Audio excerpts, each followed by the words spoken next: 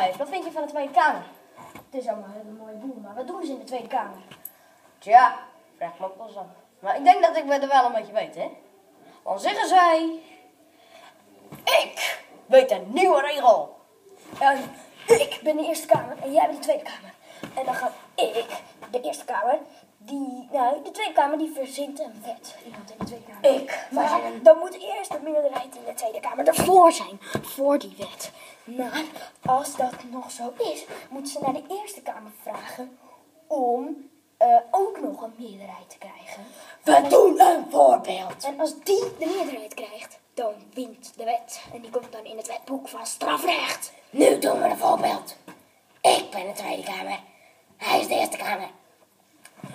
Ik heb een nieuwe regel. Ik stel voor dat kinderen maar 3 dagen per week naar school hoeven.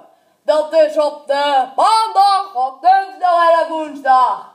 Voor de rest is het weekend. En ik ben er tegen. Klaar, dat was het debat.